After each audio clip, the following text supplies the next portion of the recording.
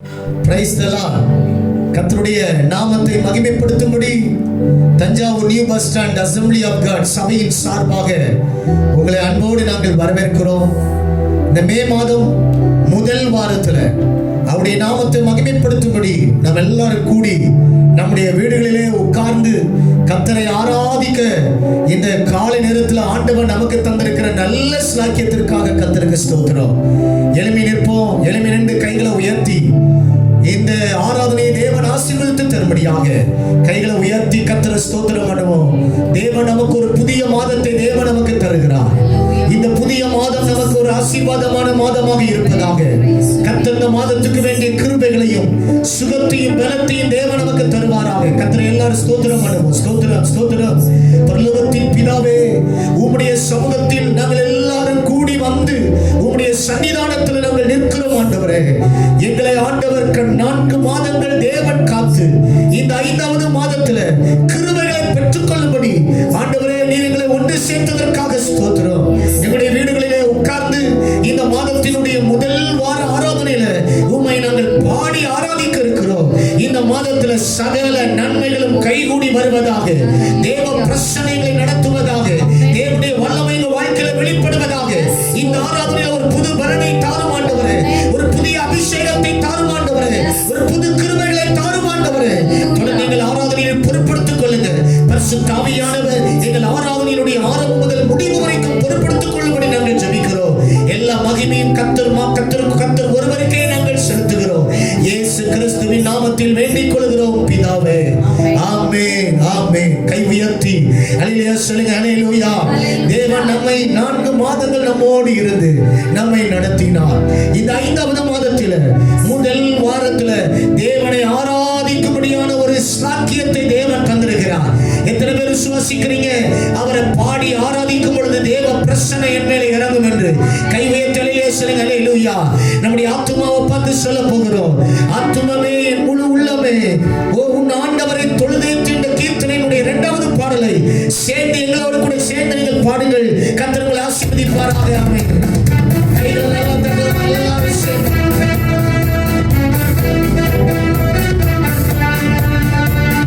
கைகளை நல்லா சிறு பிள்ளைகள் பெரியவர்கள் எல்லாரும் சேர்ந்து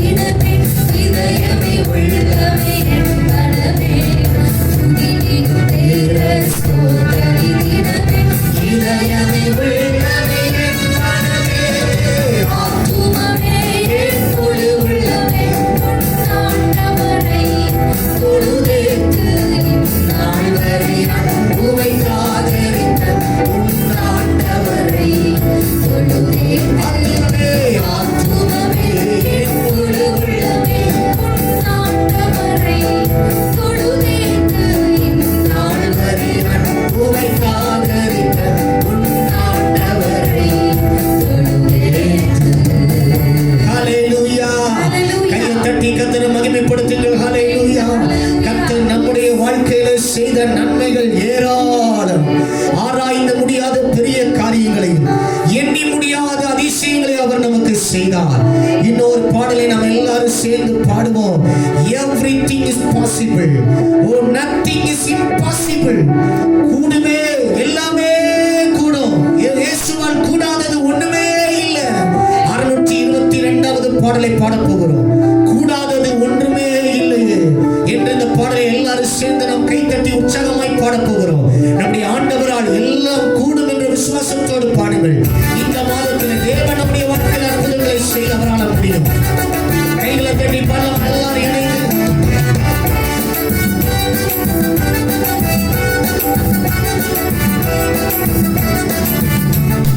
கூடாதது ஒன்றுமில்லையே உம்மால் கூடாதது ஒன்றுமில்லையே கூடாதது ஒன்றுமில்லையே உம்மால் கூடாதது ஒன்றுமில்லையே நம்ம தேவனால் கூடாதது கூடாதது ஒன்றுமில்லையே நம்ம தேவனால் கூடாதது கூடாதது ஒன்றுமில்லையே மனுஷரால் கூடாதது மனுஷரால் கூடாதது தேவனாலே கூடுமே மனுஷரால் கூடாதது தேவனாலே கூடுமே மனுஷரால் கூடாதது தேவனாலே கூடுமே மனுஷரால் கூடாதது தேவனாலே கூடாதது ஒன்றுமில்லையே கூடாதது ஒன்றுமில்லையே சொல்லுங்க எல்லாரும். கூடாதது ஒன்றுமில்லையே கூடாதது ஒன்றுமில்லையே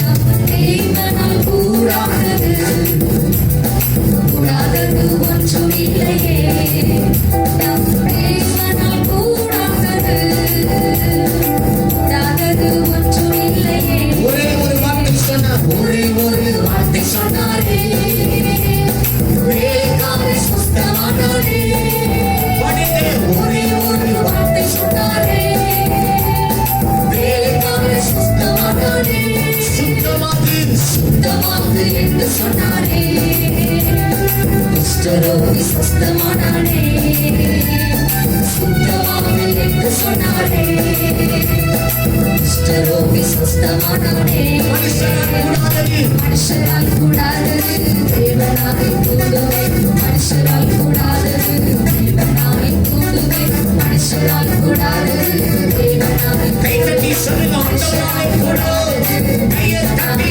எல்லாரும். கூடாதது ஒன்றுமில்லையே உம்மால் கூடாதது ஒன்றுமில்லையே இயேசுவே கூடாதது ஒன்றுமில்லையே உம்மால் கூடாதது ஒன்றுமில்லையே நம்ம தேவனால் கூடாதது கூடாதது ஒன்றுமில்லையே நம்ம தேவனால் கூடாதது கூடாதது ஒன்றுமில்லையே நீ விசுவாசித்தாலே நீ விசுவாசித்தாலே தேவ மகிமை காண்பாயே நீ விசுவாசித்தாலே தேவ மகிமை காண்பாயே பலப்படுத்தும் கிறிஸ்துவினாலே எல்லாவற்றையும் செய்ய எனக்கு பலன் உண்டு. பெரிய காரியம் செய்வாயே பலப்படுத்தும் கிறிஸ்துவாலே பெரிய காரியம் செய்வாயே மனுஷரால் கூடாதது மனுஷரால் கூடாதது தேவனாலே கூடுமே மனுஷரால் கூடாதது தேவனாலே கூடுமே மனுஷரால் கூடாதது. தேவனாலே கூடுமே மனுஷரால் கூடாதது கைகளை தேவனாலே தட்டி எல்லாரும். கூடாதது ஒன்றுமில்லையே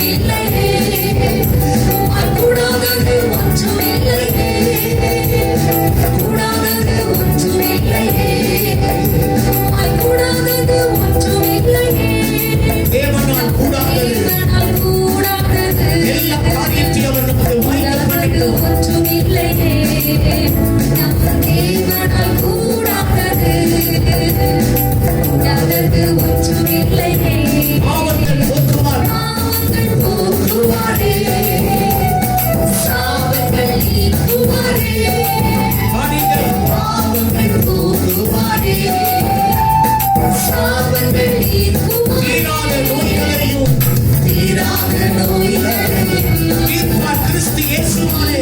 கிறிஸ்து இயேசுவே. தீராத நோய்களையும் தீர்ப்பார் கிறிஸ்து இயேசுவே. மனுஷரால் கூடாதது மனுஷரால் கூடாதது தேவனால் கூடுமே. மனுஷரால் கூடாதது தேவனால் கைகளை தட்டி நல்லா மனுஷரால் சிறு கூடாதது பிள்ளைகள் எல்லாரும் இணைந்து கர்த்தரை பாடி மகிமைப்படுத்துங்கள். ஏன் பிரச்சனை நம்மில் இறங்கட்டும். ஏன் வல்லமை நம்முடைய மத்தியில் இறங்கி வரட்டும். சந்தானா கூடாதது ஒன்றும் இல்லையே. இயேசுவே கூடாதது ஒன்றும் இல்லையே. கூடாதது ஒன்றும் இல்லையே. நம் தேவன் நம் தேவனால் கூடாதது கூடாதது ஒன்றும் இல்லையே. நம் தேவனால் கூடாதது இந்த இடத்தில் அப்படியே எழுந்து நின்று கர்த்தரை பாடி ஆராதனை செய்ய போகிறோம். கூடுமே.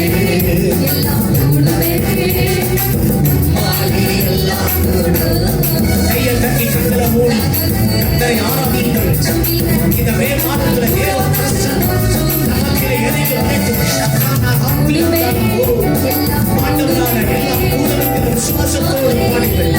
கர்த்தருடைய நாமத்தை மகிமைப்படுத்துங்கள். கூடாதது ஒன்றும் இல்லை. கூடாதது ஒன்றும் இல்லை. ஹல்லேலூயா. Hallelujah, hallelujah, hallelujah, hallelujah, hallelujah, hallelujah, hallelujah, hallelujah. கூடாதது ஒன்றும் இல்லையே. கூடாதது ஒன்றும் இல்லையே. சொல்லுங்க. கூடாதது ஒன்றும் இல்லையே. கூடாதது ஒன்றும் இல்லையே. நம் தேவனால் இயேசுவால் எல்லாம் கூடுதலுக்கு விசுவாசத்தோடு கூடாதது ஒன்றும் ஆண்டவர் இன்றைக்கு இந்த காலை நேரத்தில் எல்லாவற்றையும் வைக்கப்படலாம். கூடாதது ஒன்றும் இல்லையே. ரெண்டு கைகள் தட்டி நல்ல ஆவியில நிரம்பி அந்நிய பாஷைகளில் பேசி எல்லார் வாயிலும் திறந்து சந்தானா ரக்கானா நமோகமோ நசமார ஹத்தியமோ நிமாரா ஹத்தியமோ உம்மை நாங்கள் துதிக்கிறோம் துதிக்கிறோம் துதிக்கிறோம் துதிக்கிறோம் துதிக்கிறோம் துதிக்கிறோம். உம்மை நாங்கள் வாழ்த்துகிறோம் ஆண்டவரே. உம்மை நாங்கள் வணங்குகிறோம். உம்மை நாங்கள் போற்றுகிறோம். நீ பெரியவர், நீ பெரியவர், நீ பெரியவர், நீ உயர்ந்தவர், நீ சிறந்தவர். என் நேச 10,000 பேர்களில் அவர் சிறந்தவராக இருக்கிறார். எத்தனை பேர் கர்த்தருடைய நாமத்தை இந்த காலை நேரத்தில் மகிமைப்படுத்த ஆயத்தமாக இருக்கிறீர்கள்? 4 மாதங்கள் ஆண்டவர் நம்மோடு கூட இருந்தார். நம்முடைய குடும்பத்தை நடத்தினார். தீங்கு நேரிடாதபடிக்கு கர்த்தர் நம்முடைய வழியிலெல்லாம் அவர் தம்முடைய தூதனை கொண்டு பாதுகாத்தாரே. எல்லாரும் கைகளை உயர்த்தி ஆண்டவரை பார்த்து அவருடைய நாமத்தை உயர்த்த போகிறோம். அவரை பாருங்க. அவர்கள் அவரை நோக்கி பார்த்து பிரகாசம் அடைந்தார்கள். அவர்கள் முகங்கள் வெட்கப்படவே இல்லை. இன்னைக்கு ஒரு பிரகாசம் தேவ சன்னிதானத்திலிருந்து உங்கள் வாழ்க்கையில புறப்பட்டு வரப்போகிறது. இந்த ஆராதனையில பங்கு பெறுகிற யாரோ இருந்தாலும் சரி, அவர்கள் மேல் தேவ பிரகாசம் இறங்கி வரப்போகிறது. தேவனுடைய பிரசன்னம் இறங்கி வரப்போகிறது. Hallelujah, yes. ரெண்டு கைகளை உயர்த்தி ஆண்டவரை பார்த்து சொல்லுங்க. ஆண்டவரே, உம்மை ஆராதிக்க வந்திருக்கிறோம் ஆண்டவரே. ஓ நீர்கள் மத்தியில இறங்கி வாரும் ஆண்டவரே. எல்லா கைகளை உயர்த்தி அவர் நம்முடைய துதிகளுக்குள்ளாக அவர் வாசம் பண்ண அவர் விரும்புகிறார். இருதயத்தின் ஆழத்திலிருந்து கைகளை உயர்த்தி கர்த்தரை நல்ல ஸ்தோத்திரம் பண்ணுங்க. அவருடைய நாமத்தை உயர்த்துங்க உயர்த்துங்க உயர்த்துங்க. அவருடைய நாமத்தை சொல்லி நீ நல்லவர் என்று சொல்லுங்க. நீ வல்லவர் என்று சொல்லுங்க. நீ போதுமானவர் ஆண்டவரே. நீரே என் தேவன், நீரே என் ரட்சகர், நீரே எனக்கு எல்லாம் ஆண்டவரே. எல்லா கைகளை உயர்த்தி நல்ல கர்த்தரை மகிமைப்படுத்துங்க. கர்த்தர் உங்களுக்கு உங்களை உங்கள் குடும்பத்தை அற்புதமாய் நடத்தி வந்தார். அதிசயமாய் நடத்தி வந்தார். அவருடைய மகிமை நம்ம மேல் இருந்தது. பகலிலே மேக ஸ்தம்பம், இரவிலே அக்கினி ஸ்தம்பம் நம்மை நடத்தினது. ஹல்லேலூயா ஹல்லேலூயா. ஓ ஸ்தோத்திரம் ஸ்தோத்திரம் ஸ்தோத்திரம் ஸ்தோத்திரம். கைகளை உயர்த்துங்க. ஆண்டவரை பார்த்து சொல்லுங்க. எங்க கூட இந்த மாதம் முழுவதும் இருந்து எங்களை நடத்துங்க ஆண்டவரே. இந்த மாதத்தை எங்களுக்கு ஆசீர்வதித்து தாரும். இந்த மாதத்துல எங்களோடு இருப்பீராக. கைகளை உயர்த்துங்கள். எல்லாரும் வாரும் தூய ஆவியே, உம்முடைய பிரசன்னத்தை நாங்கள் வாஞ்சிக்கிறோம் என்று நாம் பாடி கர்த்தருடைய நாமத்தை மகிமைப்படுத்த போகிறோம். ரெண்டு கைகளை உயர்த்துங்க. எல்லாரும் வாய்களை தொடர்ந்து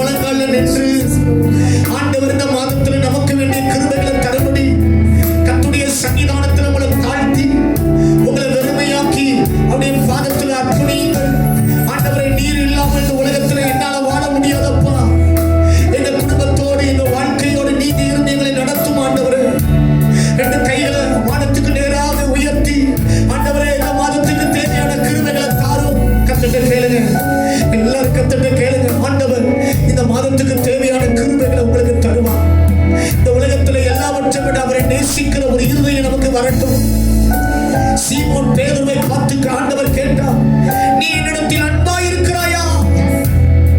அவரை நேசிக்கிற இருதயம் இன்னும் நமக்கு வரட்டும்.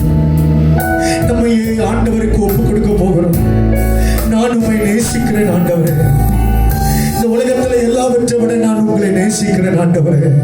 இருதயத்தின் மேல கைய வைத்து ஆண்டுடைய சன்னிதானத்தில் அவங்களை ஒப்பு கொடுக்கணும் ஆண்டவரே. வேறு யாரிடத்திலும் எங்க வாழ்க்கையை ஒப்பு கொடுக்க முடியாது ஆண்டவரே. வானத்தையும் பூமியையும் உண்டாக்கின சர்வ வல்லவராய் இருக்கிற உம்மிடத்துல எங்களுடைய வாழ்க்கையை நாங்கள் அர்ப்பணிக்கிறோம் தகப்பனே. நாங்க எம்மாத்திரம் இதுவரைக்கும் நீர் எங்களை நடத்தி கொண்டு வந்ததற்கு நாங்க எம்மாத்திரம். இருதயத்தின் மேல கைய வைத்து ஹல்லேலூயா. ஆண்டவரை பார்த்து சொல்லுங்க ஆண்டவரே, ஹல்லேலூயா. ஆண்டவரை பார்த்து உங்களை நேசிக்கிறேன் ஆண்டவரே, உங்களை நேசிக்கிறேன் ஆண்டவரே. நான் உம்மை நேசிக்கிறேன், எந்த உயிரை பார்க்கிலும். சொல்லுங்க, நான் உம்மை நேசிக்கிறேன், எந்த உயிரை பார்க்கிலும். ஆராதிப்பேன் ஆராதிப்பேன் உம்மை நான்.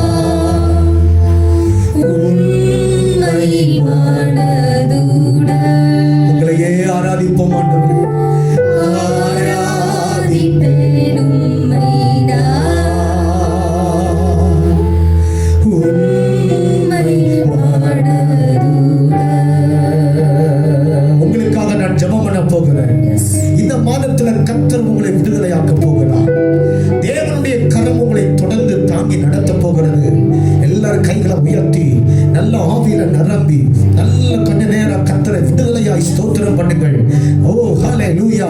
நீங்க எங்களோடு சேர்ந்து மகிமைப்படுத்தும் பொழுது கர்த்தர் மெய்யாகவே உங்க வீட்டில் இறங்கி வருவார். இன்றைக்கு கர்த்தர் உங்களுக்கு ஒரு விடுதலையை தர விரும்புகிறார். எந்த விதமான கட்டுகளிலே நீங்கள் கட்டப்பட்டிருந்தாலும் அந்த கட்டுகளை இன்றைக்கு உடைத்தெறிய அவர் விரும்புகிறார். எல்லாரும் வாயில திறந்து சர்வ வல்லவரே, இந்த ஆராதனையில் பங்கு பெற்று முழங்கால் படியிட்டு தங்களை அர்ப்பணித்திருக்கிற ஒவ்வொருவருக்கும் இந்த மாதம் ஒரு விடுதலையின் மாதமாக இருப்பதாக. இந்த மாதத்தில் நீருங்களை விடுதலையாக்கும் ஆண்டவரே. எல்லா கட்டுகளும் இருளை விட்டு ஆண்டவரே ஹல்லேலூயா நீங்கி போவதாக. எல்லா சாபங்கள் நீங்கட்டும், எல்லா வியாதிகள் நீங்கட்டும், தரித்திரங்கள் மாறட்டும். இந்த மாதம் அப்பத்தின் தண்ணீரை ஆசீர்வதித்துக்கணும். சர்வ வல்லவரின் கரம் கூட இருந்து நடத்த போறதுக்காக ஸ்தோத்திரம். தொடர்ந்து நீங்க எங்களை நடத்துங்க ஆண்டவரே. ஹல்லேலூயா. எங்கள் ஜெபங்களை நீர் கேட்கிறதுக்காக ஸ்தோத்திரம். இயேசுவின் நாமத்தில் ஜெபிக்கிறோம் பிதாவே. ஆமென். கையை தட்டி கர்த்தரை நல்ல ஸ்தோத்திரம் பண்ணுங்க. ஆண்டவர் நம்முடைய ஜெபங்களை கேட்கிறவர், நம்முடைய ஜெபங்களை கேட்கிறவர், நம்முடைய ஜெபங்களை கேட்கிறவர். ஹல்லேலூயா. இந்த புதிய மாதத்துல ஆண்டவர் நம்முடைய பகுதிகளில் இருக்கிற இந்த கொரோனா வியாதிகளை எல்லாவற்றையும் ஆண்டவர் நம்முடைய மாவட்டம், நம்முடைய மாநிலம், நம்முடைய தேசம், உலக நாடுகளை விட்டு அப்புறப்படுத்த வேண்டும். ரெண்டு கைகளை அசைத்து நல்ல கர்த்தரை ஸ்தோத்திரம் பண்ணி தலைக்கு மேல நல்ல சுத்தி ஜெபம் பண்ணுங்க. இந்த கொரோனா வியாதியை இயேசுவின் நாமத்தில் கடிந்து கொள்கிறோம். இயேசுவின் நாமத்தில் எல்லா வியாதிகள் நீங்குவதாக. சொல்லுங்க வாய்களை திறந்து, இயேசுவின் நாமத்தில் எல்லாம் நீங்குவதாக. இனி ஜனத்தை ஓ ஹல்லேலூயா இந்த வியாதி தொட்டக்கூடாது. எல்லா வீடுகளிலும் இயேசு கிறிஸ்துவ ரத்தத்தை தெளிக்கிறோம். எல்லா தேவ பிள்ளைகள் மேல இயேசு கிறிஸ்துவ ரத்தத்தை நாங்கள் தெளிக்கிறோம். ஹல்லேலூயா. இதால இந்த வியாதியால ஆங்காங்கே எல்லாம் முடங்கி போய் கிடக்கிறது. எந்த ஒரு காரியமும் செயல்படாமல் இருக்கிறது. கர்த்தர் இன்றைக்கு அதிலிருந்து ஒரு பெரிய விடுதலை ஆண்டவர் தர வல்லவர். இப்பொழுது நாம் ஜெபிக்கிற ஜெபத்துக்கு அப்புறம் ஒரு பெரிய மாற்றத்தை கர்த்தர் தருவார். கையசைத்து கர்த்தரை ஸ்தோத்திரம் பண்ணுங்க. ஸ்தோத்திரம் ஸ்தோத்திரம் ஸ்தோத்திரம் ஸ்தோத்திரம் ஸ்தோத்திரம் ஸ்தோத்திரம். தேசத்தை ஆளுகை செய்கிற தலைவர்களுக்காக நாம ஜெபம் பண்ணுவோம். அதிகாரத்தில் இருக்கிறவர்களுக்காக ஜெபம் பண்ணுவோம். இந்த சுகாதாரத்துறை டிபார்ட்மெண்ட்டுக்காக நாம ஜெபம் பண்ணுவோம். கையை உயர்த்தி கர்த்தரை ஸ்தோத்திரம் பண்ணுங்க. அவர்கள் ஆண்டவர் ஆசீர்வதிக்கும்படியாக, பாதுகாக்கும்படியாக, அவர்கள் இந்த ஸ்தோத்திர நாட்களிலே விசேஷித்த பாதுகாப்பின் கரம் அவர்களோடு கூட இருந்து நடத்துவதாக. தேவனே, இந்த ஆண்டவரை நாட்களில் நீர் அவர்களை காத்துக்கொள்ளும் ஆண்டவரே. ஸ்தோத்திரம் ஸ்தோத்திரம் ஸ்தோத்திரம் ஸ்தோத்திரம் ஸ்தோத்திரம் ஸ்தோத்திரம் ஸ்தோத்திரம் ஸ்தோத்திரம். இந்த நேரத்தில் வியாதியோடு இருக்கிற பிள்ளைகளுக்காக நாங்கள் ஜெபம் பண்ணுகிறோம்.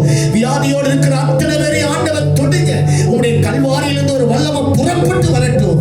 கர்த்தர் தொடர்ந்து எங்கள் சபைக்கு இந்த மாதத்தை ஆசீர்வதித்து தாரும்.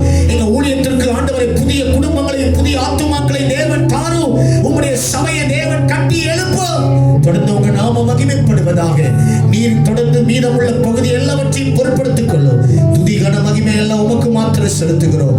மீட்பர் ரட்சகருமாய் இருக்கிற இயேசு கிறிஸ்துவின் நாமத்தில் வேண்டிக் கொள்கிறோம் பிதாவே. ஆமென் ஆமென். உட்கார்வோம். கர்த்தர் உங்களை ஆசீர்வதிப்பார்.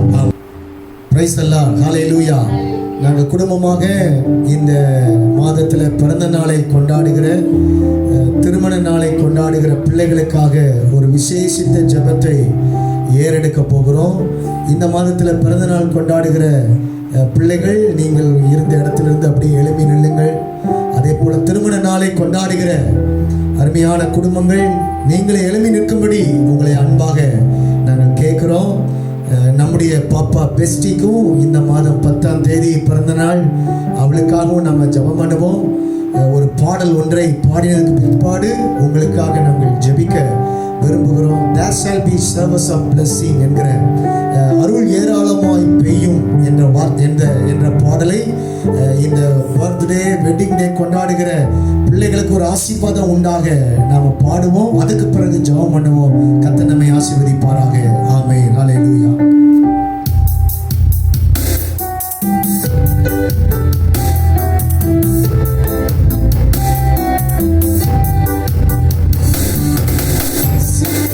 Showers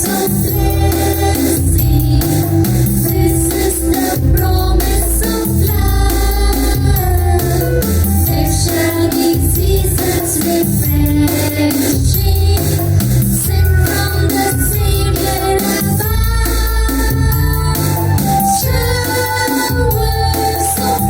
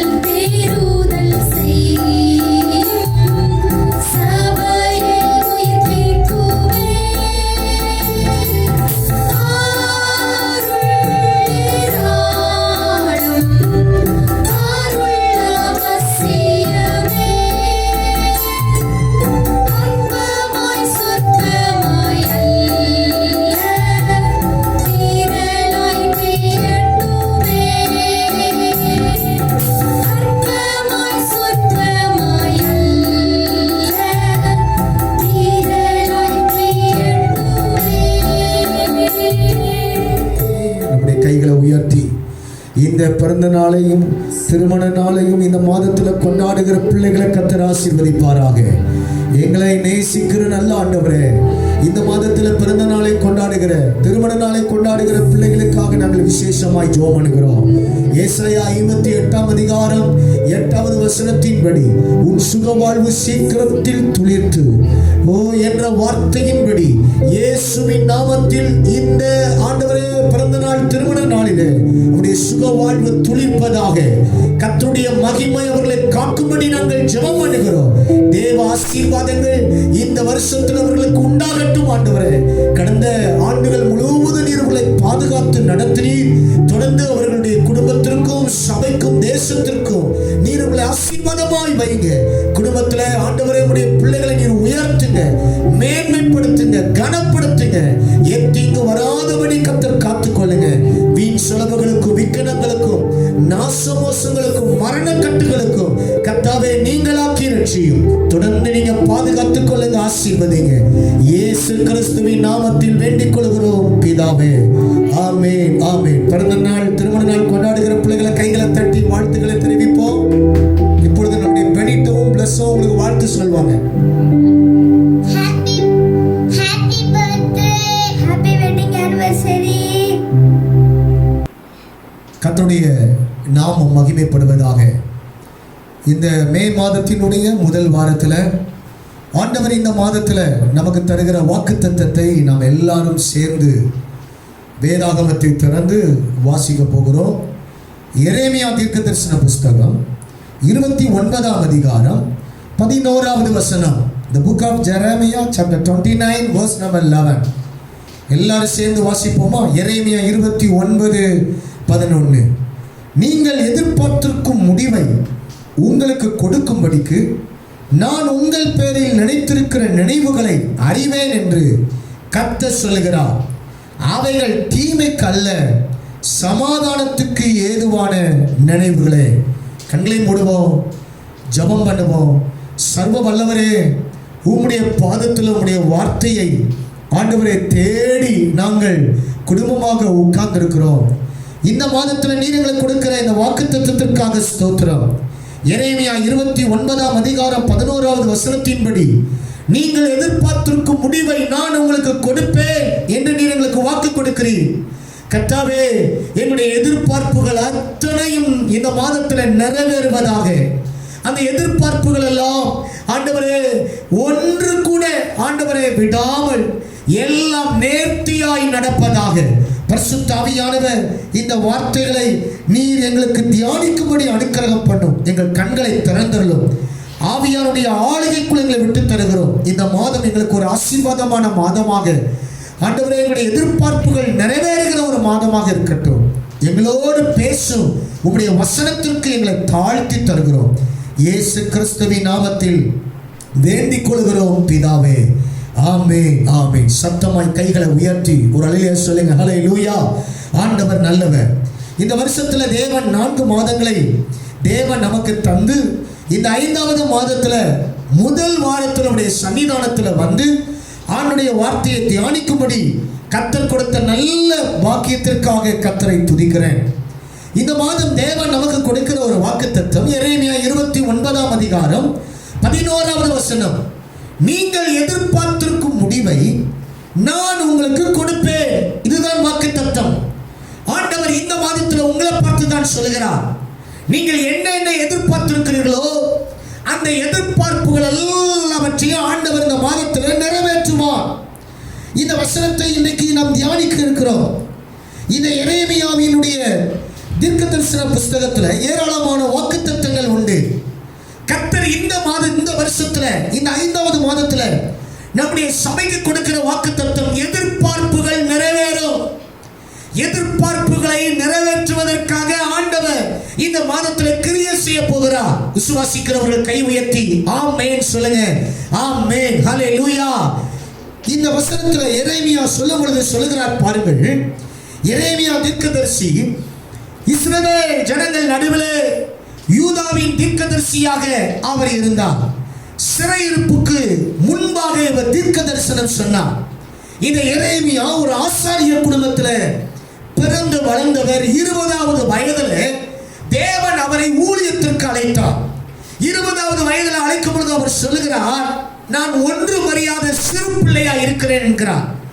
ஆண்டவர் அவரை பார்த்து சொல்லுகிறார், நான் உன் வாயோடு இருப்பேன், உன்னோடு கூட இருப்பேன், உன்னை கட்டவும் நாட்டவும் இடிக்கவும் எல்லாவற்றுக்காக நான் தெரிந்து கொண்டேன், உன் வாயிலை நான் வார்த்தையை அருளுவேன், நீ பயப்படாமல் பேசி என்று 20வது வயதில் அவனை ஊழியத்திற்கு அழைத்து கிட்டத்தட்ட 40 வருடங்கள் அவன் இந்த யூதாவின் ஜனத்திற்கு சிறையிருப்புக்கு முந்தி அவன் ஊழியம் செய்கிறான். இந்த 40 ஆண்டுகளும் இந்த எரேமியா செய்கிற ஊழியம் எரேமியா தீர்க்கதரிசன புஸ்தகத்திலையும் ராஜாக்களின் புஸ்தகத்திலையும் நாம வாசிக்க முடியும். அருமையானவர்களே, இந்த எரேமியா தீர்க்கதரிசனம் சொன்ன தீர்க்கதரிசனமான வார்த்தைகள், அவன் சொன்ன அந்த தீர்க்கதரிசனமான வார்த்தைகள் அப்படியே நிறைவேறினது. இவன் ஒரு நல்ல ஆண்டவருக்காக பரிந்து பேசுகிற, புலம்பி அழுகிற ஒரு தீர்க்கதரிசியா இருந்தான். தீர்க்கதரிசிகள் வேதத்தில் நிறைய தீர்க்கதரிசன புஸ்தகங்கள் உண்டு.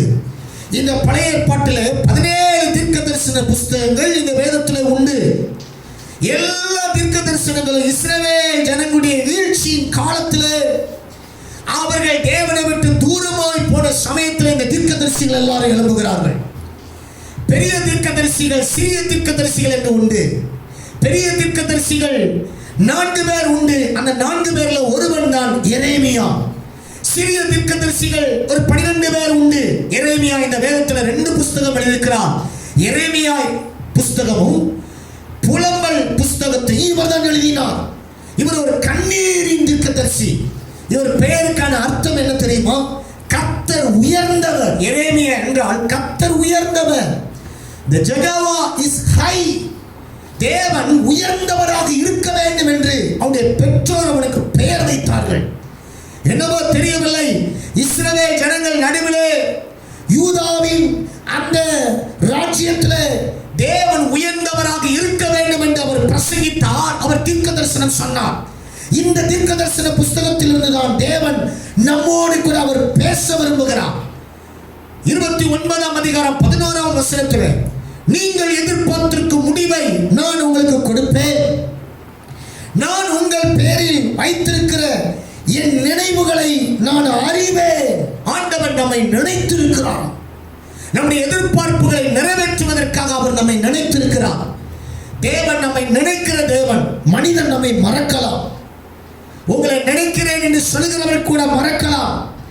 எல்லா மனிதர்களும் உங்களை மறந்த சூழ்நிலையில அவர்கள் இருந்தாலும் தேவன் உங்களை மறக்க மாட்டார். அதனாலதான் என்னவோ தெரியல, ஏசாயா தீர்க்கதரிசன புஸ்தகம் 49ஆம் அதிகாரம் 16வது வசனத்தில் அவர் சொன்னார், நான் உன்னை மறக்கல, உள்ளம் கைகளில் நான் உன்னை வரைந்து வைத்திருக்கிறேன். ஆண்டவர் மறந்து விடுவாரோ என்று நினைக்கிறீர்களோ? உங்களை மறக்கல, உங்களை நினைக்கிறார். ஏன் நினைக்கிறார்? இந்த மாதத்தில் நீங்கள் எதிர்பார்த்திருக்கிற முடிவை உங்களுக்கு கொடுக்கும்படி அவர் நினைத்து வைத்திருக்கிறார். உங்களை உள்ளம் கையில வைத்திருக்கிறார். முதுகில வரைந்திருந்தால், அவரின் முதுகில வரைந்திருந்தால் அவரால் பார்க்க முடியாது. ஆனால் உள்ளம் கையில வரைந்து வைத்து அவர் எப்பொழுதும் நம்மளை பார்த்து கொண்டிருக்கிறார். இந்த வேத புஸ்தகத்துல அவர் மறக்காதபடிக்கு சில புஸ்தகத்துல கூட எழுதுகிறாராம். நம்முடைய பேரை ஜீவ புஸ்தகத்தில் எழுதப்பட்டதாக லூக்கா 10ஆம் அதிகாரம் 20வது வசனத்தில் இயேசு சொன்னார், உங்கள் நாமங்கள் ஜீவ புஸ்தகத்தில் எழுதப்பட்டிருக்கிறதுக்காக என்று வேதவசனம் சொல்லுகிறது. ஜீவ புஸ்தகத்தில் நம்முடைய பெயர் எழுதுகிறார். சங்கீதம் 139ஆம் சங்கீதம் 16வது வசனத்தில் சங்கீதக்காரன் சொல்லுகிறான், என்னுடைய அவயங்கள் எல்லாம், என்னுடைய சரீரத்தின் செயல்கள் எல்லாம், செயல்பாடுகள் எல்லாம் ஒன்று ஒன்றாக அங்கமாக உருவேற்படும் நாட்கள் முதற்கொண்டு உங்களுடைய புஸ்தகத்தில் அல்லவோ எழுதியிருக்கிறது. ஒவ்வொன்றையும் அவர் தன்னுடைய புஸ்தகத்தில் எழுதி வைக்கிறார். உங்களை நினைக்கிற தேவன் ஒருவர் இருக்கிறார். எல்லாரும் மறக்கலாம், தாய் மறக்கலாம், தகப்பன் மறக்கலாம், கட்டின கணவன் மறக்கலாம், எல்லாரும் மறக்கலாம், மனைவி மறக்கலாம், பிள்ளைகள் மறக்கலாம். ஆனால் மறக்காத ஒரு ஆண்டவர் உங்களுடைய செய்திகளை எல்லாம் அவர் ஒரு புஸ்தகத்தில் எழுதி வைத்துக் கொண்டிருக்கிறார். அது மாத்திரமல்ல, மல்கியா 3ஆம் அதிகாரம் 16வது வசனத்தை நீங்கள் வாசித்து பார்த்தால், அவர் அவருடைய நாமத்துக்கு பயந்து அவருடைய நாமத்தை தியானிக்கிற மனுஷனுக்காக ஞாபக புஸ்தகம் ஒன்று வைத்திருக்கிறாராம். அந்த ஞாபக புஸ்தகத்துல அவர் என்ன செய்கிறார் என்றால், மறந்து விடக்கூடாது என்பதற்காக நீங்கள் அவருடைய நாமத்திற்காக பயப்படும் பொழுது, அவருக்கு பயந்து அவருடைய நாமத்தை எப்பொழுதெல்லாம் தியானிக்கிறீர்களோ, உயர்த்துகிறீர்களோ, அப்பொழுதெல்லாம் அவர் எழுதி கொண்டு வருகிறார். இப்படியெல்லாம் உங்களை மறக்காமல் எழுதி கொண்டு வருகிற இந்த ஆண்டவர் உங்களை பார்த்து சொல்கிறார், நான் உன்னை அறிவேன், நான் உன்னை அறிவேன், நீ எதிர்பார்த்திருக்கிற முடிவை நான் உனக்கு கொடுப்பேன் என்று கர்த்தர் சொல்கிறார். நீங்க என்ன எதிர்பார்த்திருக்கிறீங்க? என்ன எதிர்பார்ப்போடு நீங்கள் இருக்கிறீர்கள்? எனக்கு ஒரு சம்பவம் ஞாபகம் வருகிறது. ஒரு கஷ்டப்பட்ட தாய் தன்னுடைய மகனை மிகுந்த கஷ்டத்தோடு வளர்த்தார்கள். தான் படிக்கவில்லை, தன் மகன் படித்து நல்ல வேலையில் போய் உட்கார வேண்டும் என்று நினைத்த அந்த தாய் கஷ்டப்பட்டு வீட்டு வேலைகளை செய்து அந்த மகனை படிக்க வைத்தார்கள். மேற்படிப்பு படித்த அவனும் அப்படியே கொஞ்சம் கொஞ்சமாய் அவன் என்ன செய்தான் என்றால் வேலையை தேடினான். கடைசியில் அவனுக்கு ஒரு நல்ல கம்பெனியில் வேலை கிடைத்தது. அது வெளிநாட்டு கம்பெனியில் வேலை கிடைத்தது. இந்த தாய் தன் மகனை வெளிநாட்டுக்கு அனுப்பி வைக்கிறாள். இவன் வெளிநாட்டுக்கு போகிறான். அப்பொழுது போகும்பொழுது அந்த தாய் சொல்லுகிறார், மகனே, நீ மறக்காத, நீ எப்பெல்லாம் என்ன நினைக்கிறாயோ அப்பொழுதெல்லாம் எனக்கு போன் பண்ணி, இல்லைன்னா என்னுடைய தேவைகளுக்காக நீ ஏதாவது ஒன்றை செய்யணும் என்று சொல்லி அனுப்புகிறான். போகிற மகன் இந்த அம்மாவை கொஞ்ச நாள் ஆர்வத்தில் நன்றாக கவனிக்கிறான், போன் பண்ணுகிறான், எல்லாம் செய்கிறான், எல்லாம் பண்றான். இந்த தாய் ரொம்ப சந்தோஷப்படுகிறான். நாட்கள் போக போக போக போக போக போக போக இந்த தாயை அவன் மறக்கக்கூடிய ஒரு சூழ்நிலைகள் அவன் வேலை நிமித்தம் வந்தாலும் இந்த தாயினுடைய நிலைமை ரொம்ப பரிதாபமாக ஆரம்பிக்கிறது. பரிதாபமான ஒரு சூழ்நிலைக்கு தள்ளப்படுகிறது. இந்த மகன் போய் என்ன செய்கிறான் என்றால், இந்த தாயினுடைய தேவைகள் சந்திக்கப்படுவதற்காக அவன் என்ன செய்கிறான் என்றால் செக் நிறைய அனுப்பி வைக்கிறான். இந்த தாயோ தன் மகன் போய் ஒன்றுமே எனக்கு அனுப்பி வைக்கவில்லை, ஏதோ கலரான பேப்பரை அனுப்பி வைக்கிறான் என்று இந்த தாய் என்ன செய்கிறாள் என்றால், அந்த பேப்பர் எல்லாம் வருகிற சமயத்தில், அந்த செக்கெல்லாம் வருகிற சமயத்தில் என் மகன் அனுப்பினது என்று கதவுக்கு பின்னாடி ஒட்டி ஒட்டி ஒட்டி வைத்ததாம். இந்த மகள் நோய்வாய்ப்பட்டாள், படுத்த படுக்கையானால். இந்த மகனுக்கு செய்தி போகிறது, உங்க அம்மா ரொம்ப சீரியஸா இருக்கிறாங்க, உங்க அம்மா எலும்பும் தோலுமா போயிட்டாங்க, உங்க அம்மாவை கவனிக்க ஆள் இல்லை, நீ தம்பி வந்து பார். அவன் வருகிறான். வந்து தன் தாயை பார்க்கிறான். தாயை பார்த்தால் தாய் மரண தருவாயில படுத்து கிடக்கிறான். அம்மா என்று கதறுகிறான். கதறுகிற சமயத்தில் அம்மா சொல்றா, மகனே, நீ நீ என்னுடைய என் வாழ்க்கையில நீ பிறந்தாய், நான் உன்னை நல்ல கஷ்டப்பட்டு வளர்த்தேன். ஆனா என்னுடைய முடியாத பட்சத்துல என்னுடைய தேவையை சந்திப்பதற்காக நான் உன்னிடத்துல பணம் கேட்டேன். ஆனா நீ ஒரு தடவை கூட பணம் அனுப்பல. ஆனா நீ அனுப்பி வச்ச கலர் பேப்பரை எல்லாம் நான் ஒட்டி ஒட்டி வச்சிருக்கிறேன் அப்படின்னு சொன்னான். சொன்ன உடனே எங்கம்மா ஒட்டி வச்சிருக்கிறீங்கன்னு கதவுக்கு பின்னாடி அந்த கதவை காண்பித்தால் அந்த கதவுல ஒட்டி இருந்தது.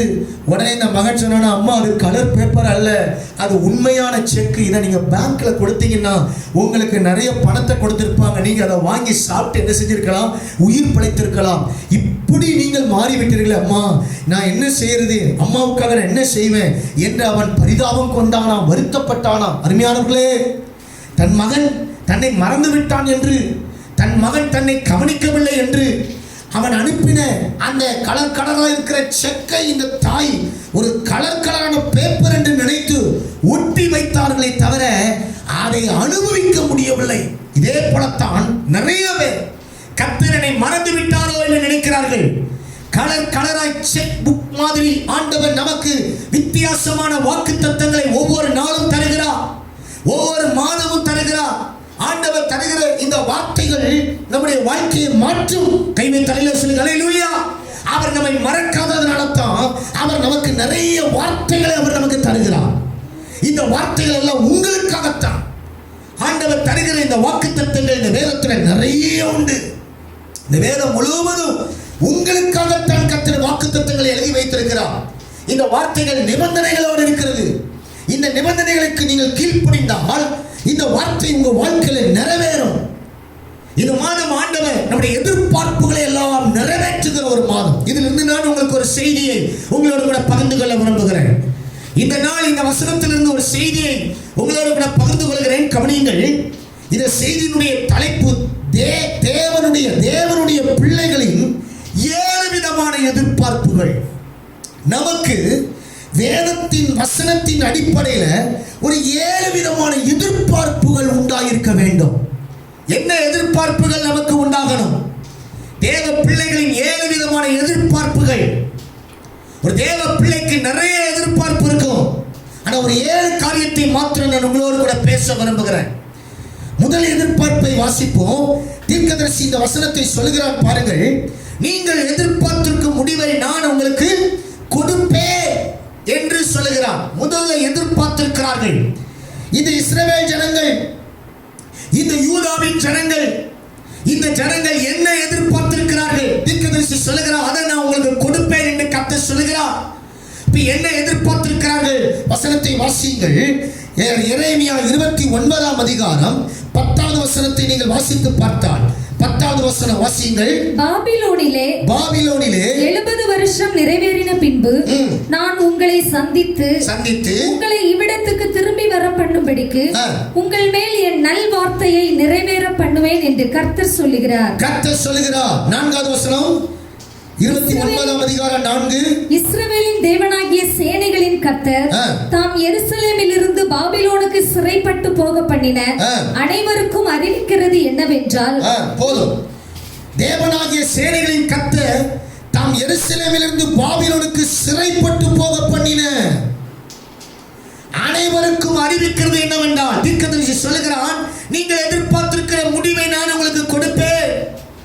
70 ஆண்டுகள் இந்த ஜனத்திற்கு சிறையிருப்பு வருவதாக சொல்லுகிறான். இதை கேட்ட ஜனம் தலைமேல் இடி விழுந்தது போல் உட்காருகிறார்கள். அப்பொழுதுதான் எரேமியா சொல்லுகிறான், நீங்கள் எதிர்பார்த்திருக்கும் முடிவை நான் உங்களுக்கு கொடுப்பேன். இந்த ஜனங்கள் என்ன எதிர்பார்த்தார்கள்? எங்கள் சிறையிருப்பு மாறாதா? சிறையிருப்பு மாறட்டும். தேவ பிள்ளைகளே, இஸ்ரவேல் ஜனங்கள் எதிர்பார்த்தது போல சிறையிருப்பில் 70 வருடம் சிறையிருப்பில் சிக்கி தவித்த பொழுது அவர்களுடைய சிறையிருப்பு மாறாதா என்று எதிர்பார்த்தது போல இன்றைக்கு நம்முடைய எதிர்பார்ப்பு சிறையிருப்பு மாறாதா? கர்த்தர் இன்றைக்கு சிறையிருப்பை மாற்றவர் வல்லவர். கைவை தலையில சொல்லுங்க, அல்லேலூயா. உங்கள் சிறையிருப்பு நிச்சயம் மாறும். இந்த இஸ்ரவேல் ஜனங்கள் 70 ஆண்டுகள் அங்கே சிறை பிடிக்கப்பட்டு அந்த தேசத்தில் என்ன செய்கிறார்கள்? பாபிலோன் தேசத்தில் சிறைப்பட்டு போகிறார்கள். அவர்கள் தேவனுக்கு விரோதமாய் பாவம் செய்ததினால் தேவனுடைய ஸ்தானத்தை மற்ற காரியங்களுக்கு கொடுத்ததினால் தேவன் அவர்கள் மேல் கோபப்படுகிறார். ஆண்டவர் இவர்களை நன்றாக அழைத்தார், போஷித்தார், காப்பாற்றினார். நானே உன் தேவன் என்று சொல்லி சொன்னார். ஆனால் இந்த ஜனங்களோ விக்கிரக ஆராதனையிலும், இந்த ஜனங்கள் தேவனுக்கு கீழ்ப்படியாமல், தேவனை ஆராதிக்காமல், தேவனுக்கு உண்மையாக வாழாமல் போனதினால் அவர்களுக்கு சிறையிருப்பு வந்தது. இவருடைய எதிர்பார்ப்பு, இந்த சிறையிருப்பு மாறாதா? இதுபோல உங்கள் வாழ்க்கையில சிறையிருப்பில் தள்ளப்பட்டிருக்கிறீர்களோ? வியாதியாகிய சிறையிருப்பு, சாபமாகிய சிறையிருப்பு, கட்டுகளாகிய சிறையிருப்பு, இப்படிப்பட்ட சிறையிருப்பு உங்க வாழ்க்கையில வருகிறதோ? கர்த்தர் இந்த சிறையிருப்பை ஆண்டவர் மாற்ற விரும்புகிறார். கைவை தலையில சொல்லுங்க, அல்லேலூயா. என் சிறையிருப்பு மாறட்டும் என்று வலதுகையை உயர்த்தி சொல்லுங்க. என் சிறையிருப்பு மாறட்டும். கர்த்தர் உங்கள் சிறையிருப்பை மாற்றுவார். இந்த இஸ்ரவேல் ஜனங்களுடைய சிறையிருப்பை மாற்றினார். அதற்கு ஒரு தானியேல் 6ஆம் அதிகாரம் 10வது வசனத்துல சிறையிருப்பிலே போனதான அந்த தானியேல் முழங்கால் படிட்டு 3 வேளை ஜெபம் பண்ணினான். உங்க எதிர்பார்ப்பு நிறைவேறணும்னா தானியேல்கள் எழும்பணும். சிறையிருப்பு மாறுவதற்கு தானியேலை போல முழங்கால் நின்று ஜெபிக்கிற மக்கள் தேவை. 3 வேளை தன்னுடைய வேலையெல்லாம் செய்து அந்த வேலையின் மத்தியிலையும் ஒரு முக்கியமான வேலையில் இருந்தான். அவ்வளோ வேலையின் மத்தியிலும் 3 வேளையில் முழங்கால் படியிட்டு ஜெபம் பண்ணுகிறான். நம்முடைய எதிர்பார்ப்பு சிறையிருப்பு மாறணும். சிறையிருப்பு மாறணும்னா இன்னும் முழங்கால்களை முடக்குங்க. இந்த மாதத்துல கர்த்தர் உங்கள் சிறையிருப்பை மாற்றுவதாக தேவன் வாக்குத்தத்தம் கொடுக்கிறார். உங்கள் சிறையிருப்பு மாறும். சிறையிருப்பு நிச்சயம் மாறும். யோசேப்பினுடைய சிறையிருப்பை 105ஆம் சங்கீதத்தில் நாம வாசிக்கும் பொழுது அங்கே வாசிக்கிறோம். யோசேப்பினுடைய சிறையிருப்பு 17வது வசனத்திலிருந்து 19வது வசனம் வரைக்கும், 105ஆம் சங்கீதம் 17லிருந்து 19வது வசனம் வரைக்கும் அங்கே வாசிக்கிறோம். யோசேப்பு சிறையாக விற்கப்பட்டான். சிறையாக விற்கப்பட்ட அவன் வாழ்க்கையில் நடந்த காரியத்தை பாருங்கள், வாசிங்கள், பார்க்கலாம். சங்கீதம் 105:17வது வசனம். அவர்களுக்கு முன்னாலே ஒரு புருஷனை அனுப்பினார். யோசேப்பு சிறையாக விற்கப்பட்டான். அவன் கால்களை விலங்கு போட்டு ஒடுக்கினார்கள். அவன் பிராணன் இரும்பில் அடைபட்டிருந்தது. கர்த்தர் சொன்ன வார்த்தை நிறைவேறும் அளவும் அவருடைய வசனம் அவனை புடமிட்டது. கர்த்தர் சொன்னார், அவனுக்கு நல்ல வாக்குத்தத்தம் கொடுத்தார். தேவனுடைய வார்த்தை அவனை நிறைவேறுவதற்காக அவன் ஒரு சிறையிருப்பிலே தள்ளப்பட்டான். அந்த சிறையிருப்பில் இரும்பு போட்டு அவன் கால்களை விலங்கு போட்டு ஒடுக்கினார்கள். அவன் பிராணன் இரும்பிலே அடைபட்டிருந்தது. தேவன் வாக்குத்தத்தம் கொடுத்திருக்கிறார், நான் நீ எதிர்பார்த்திருக்கிற முடிவை உனக்கு கொடுப்பேன். ஒருவேளை சிறையிருப்பில் விலங்கு போட்டு ஒடுக்கப்பட்டிருக்கிறீர்களோ, தேவன் சொன்ன வார்த்தை மாத்திரம் எந்த விதத்திலும் ஒடுக்கப்படாது. இந்த யோசேப்புக்கு சொன்ன வார்த்தை நிறைவேறும் அளவும் கர்த்தருடைய வசனம் அவனை புடமிட்டது. கர்த்தர் சொன்ன வார்த்தை, இந்த யோசேப்பினுடைய சரீரத்தை வேணா விலங்கு போட்டு ஒடுக்கலாம், அவனுடைய பிராணன் இரும்பினால் அடைபடலாம். ஆனால் கர்த்தர் சொன்ன வார்த்தையை ஒருவரும் தடுத்து நிறுத்த முடியவில்லை. கர்த்தருடைய வார்த்தை உங்களுக்கு நிறைவேறும். யோசேப்புக்கு நிறைவேறினது. சிறையிருப்பிலிருந்து அவன் விடுதலையாக்கப்பட்டான். இந்த காலை நேரத்தில் கர்த்தர் உங்கள் சிறையிருப்பை முதல்ல மாற்றுவார். உங்க எதிர்பார்ப்பு சிறையிருப்பு மாறாதா? தவிக்கிறீர்களோ? கர்த்தர் சிறையிருப்பை மாற்றுவார். இரண்டாவது நம்முடைய எதிர்பார்ப்பு என்ன? ஒரு தேவ பிள்ளையினுடைய இரண்டாவது எதிர்பார்ப்பு என்ன? சங்கீதம் 101ஆம் சங்கீதம் 2வது வசனத்தை வாசியுங்கள். 101ஆம் சங்கீதம் 2வது வசனம். உத்தமமான வழியிலே விவேகமாய் நடப்பேன். எப்பொழுது என்னிடத்தில் வருவீர்? என் வீட்டிலே உத்தம இருதயத்தோடு நடந்து கொள்வேன்.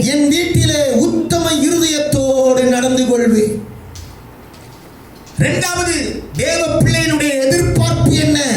நம்முடைய எதிர்பார்ப்பு என்ன? நம்முடைய எதிர்பார்ப்பு, எப்பொழுது என் வீட்டுக்கு வருவீர்? முதல்ல சிறையிருப்பு மாறட்டும். இரண்டாவது, எப்போது என்னிடத்தில் வருவீர்? என் வீட்டிற்கு எப்பொழுது வருவீர்? இந்த எதிர்பார்ப்பு உங்களுக்கு உண்டா? இந்த எதிர்பார்ப்பை கர்த்தர் நிறைவேற்றுவார். இந்த சங்கீதக்காரன் சொல்றான் பாருங்க, தாவீது அவன் தன்னுடைய வீட்டிலே ஆண்டவர் வர வேண்டும் என்று அவர் விரும்புகிறான். அதற்காக தன் வீட்டை ஆயத்தப்படுத்துகிறான். நம்முடைய வீட்டிலே அவர் உலாவ விரும்புகிறார். இந்த தாவீதுக்கு ஒரு வீடு இருந்தது, கேதுரு மரத்தினால் கட்டினான். வீடு பல விதங்களிலே கட்டப்பட்டாலும் இந்த தாவீதினுடைய வீடு கேதுரு மரத்தால் கட்டப்பட்டு அரண்மனையில அவன் எல்லா பொருட்களாலும் வைத்து தன் வீட்டை அலங்கரித்தாலும் தன் வீட்டினுடைய நடுமையத்தில் என்று சொல்றான், ஆண்டவரே எல்லாம் இருந்தாலும் உங்க ஆசீர்வாதம் எனக்கு வேணும். நீர் எப்பையா என் வீட்டுக்கு வருவீர்? கை உயர்த்தி அலையில சொல்லுங்க, அல்லேலூயா. ஆண்டவர் நம்ம வீட்டுக்கு வந்தாதான், அதுதான் நமக்கு எதிர்பார்ப்பு. வரணும், கர்த்தர் நம்ம வீட்டுக்கு வரணும். நம்ம வீட்டுக்கு ஆண்டவர் வரணும்னு அந்த தாவீது செய்கிறான் பாருங்க. என்ன சொல்லுகிறான்? என் வீட்டில் நீங்க வருவீங்கன்ட்டு நான் உத்தம இருதயத்தோட என் வீட்டில் நடந்து கொள்ளுவேன். ஆண்டவர் நமக்கு தந்திருக்கிற வீட்டில் அவர் வரணும்னு நம்ம எதிர்பார்க்கிறோம். ஆனா அவர் வரணும்னா இந்த 101வது சங்கீதத்தில் அவன் கீழே உள்ள பகுதியை நீங்க வாசித்து பார்த்தீங்கன்னா, ஒரு பிளேம்லெஸ் ஹார்ட்டாக, ஒரு உத்தம இருதயம் உள்ளவனாக அவன் நடக்க பிரயாசப்படுகிறான். உங்க வீட்டில் உத்தம இருதயத்தோடு இருங்கள். நீங்க உங்க இருதயம் உத்தமமானதாக இருக்கட்டும். அந்த உத்தம இருதயத்துக்காக அது வர வேண்டும் என்பதற்காக ஒரு 11 காரியத்தை தான் வீட்டுக்குள்ள அனுமதிக்க மாட்டேன் என்று சொல்லுகிறான்.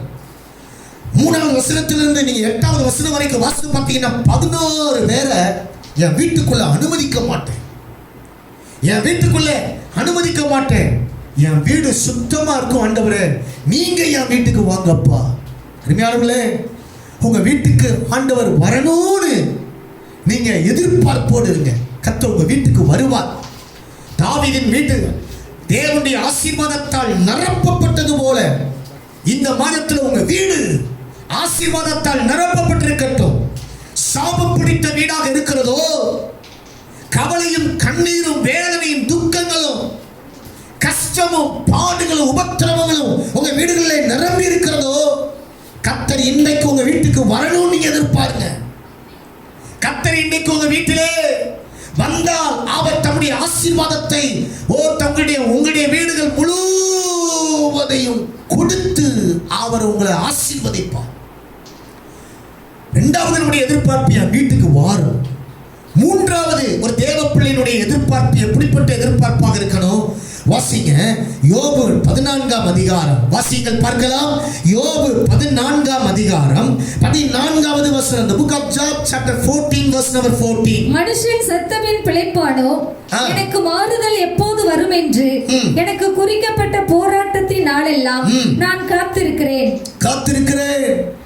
யோபு சொல்லுகிறான் பாருங்க. யோபு சொல்லும் பொழுது 14ஆம் அதிகாரத்தில் 14வது வசனத்தில் இந்த யோபு சொல்லும் பொழுது சொல்றான், ஆண்டவரே எனக்கு மாறுதல் வரட்டும். அவன் எதிர்பார்ப்ப பாருங்க, எனக்கு மாறுதல் வராதா? போராட்ட காலமா இருக்கிறது. இந்த யோபுடைய வாழ்க்கையில் நிறைய போராட்டங்களை சந்தித்திருக்கிறான். போராட்டங்களை சந்தித்து அவன் சொல்லுகிறான், எனக்கு மாறுதல் எப்போது வரும்? ஐயா, என் எதிர்பார்ப்பு நீ நிறைவேற்ற மாட்டீரா? என்ன எதிர்பார்ப்பு?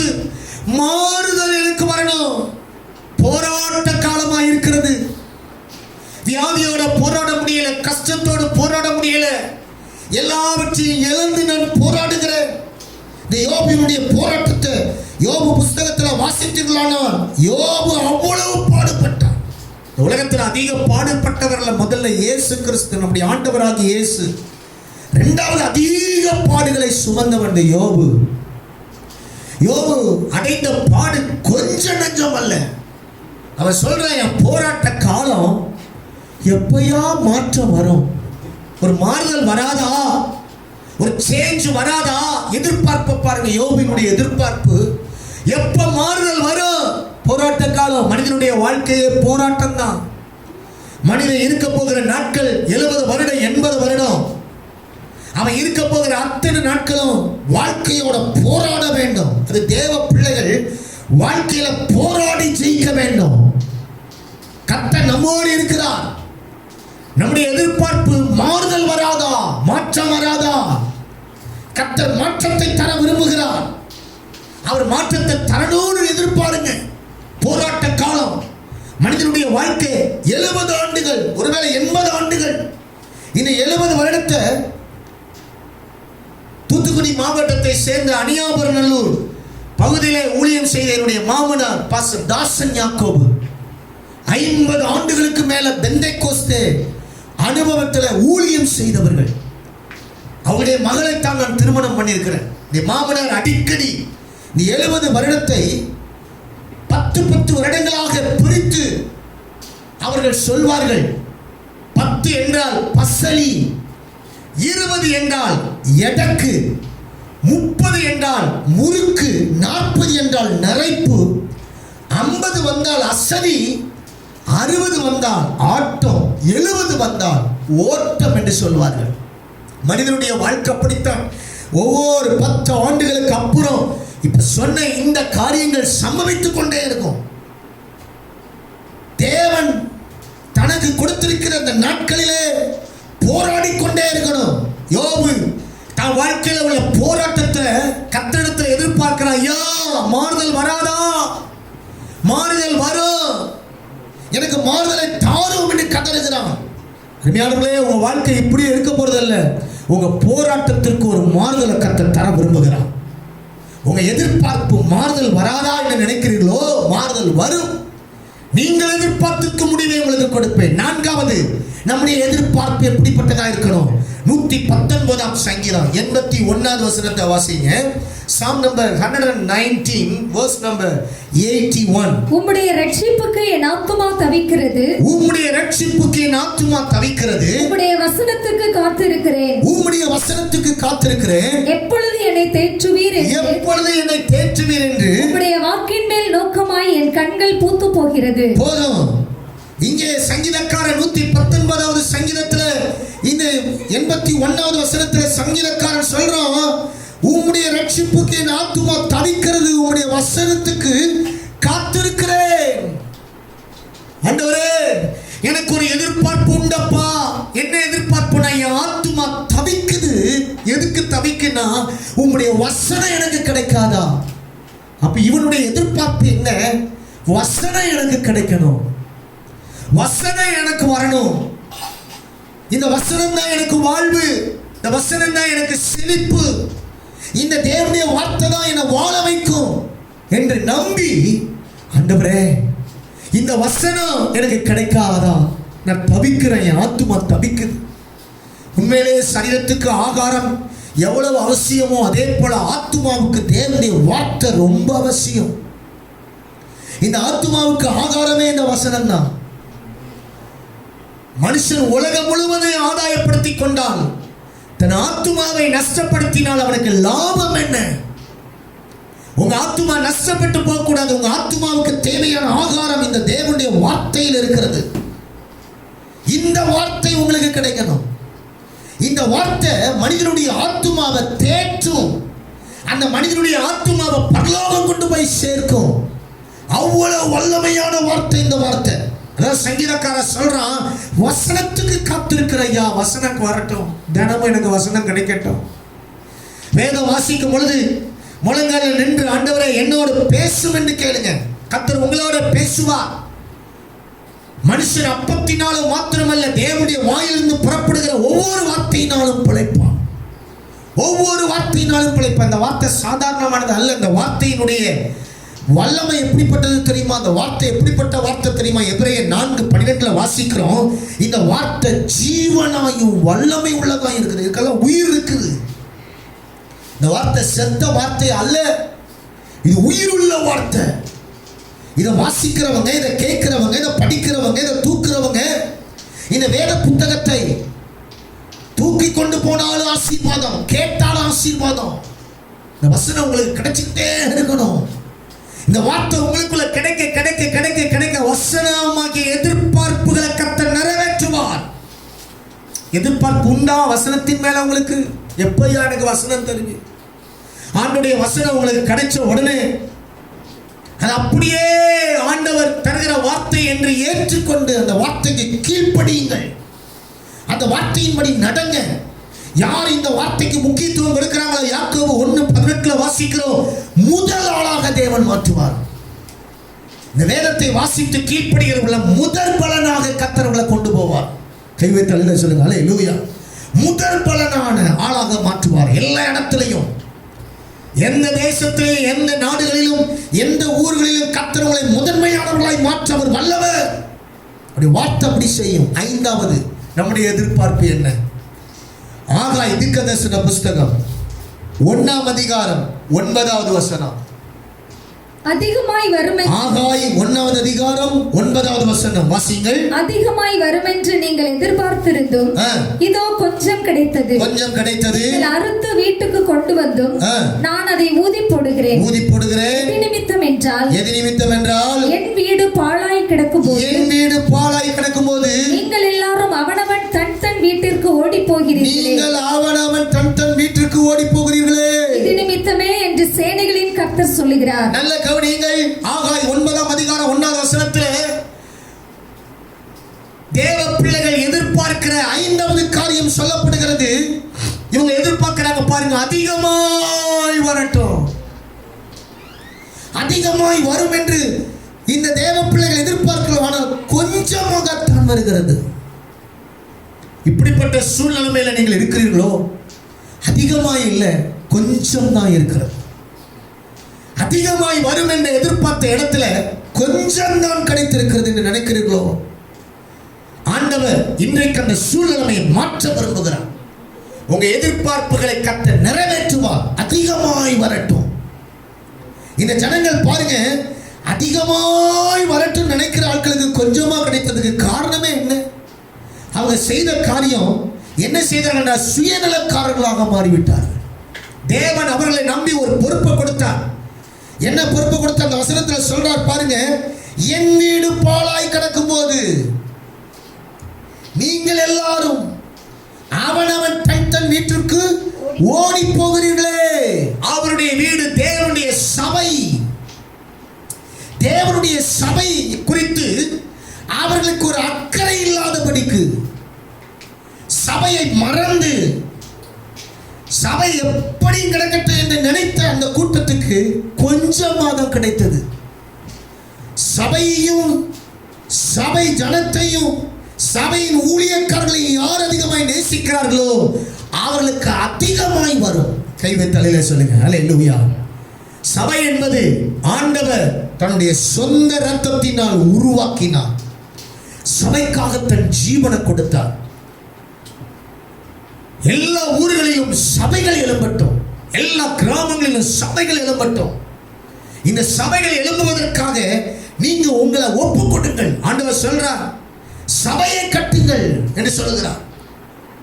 சபையை கட்டி எழுப்புவதற்கு நீங்கள் உறுதுணையாக இருங்கள். ஒரு ஆக்கில்லா பிரிஸ்கில்லாளை போல ஊழியத்திற்கு தங்கள் கழுத்தை கொடுக்கக்கூடிய ஆட்கள் தேவை. அருமையானவர்களே, இந்த ஊழியத்தோடு இந்த ஊழியத்தை கட்டுவதற்கு உங்களை ஒப்புக் கொடுங்கள். உங்களுக்கு அதிகமாய் கர்த்தர் உங்களுக்கு தருவார். கொஞ்சம் அல்ல, அதிகமாய் வந்து சேர். சுவாசிங்கள்.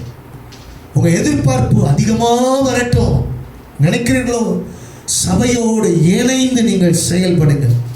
நீங்கள் ஆராதித்துக் கொண்டிருக்கிற சபைக்கு முழு ஒத்துழைப்பு கொடுங்க.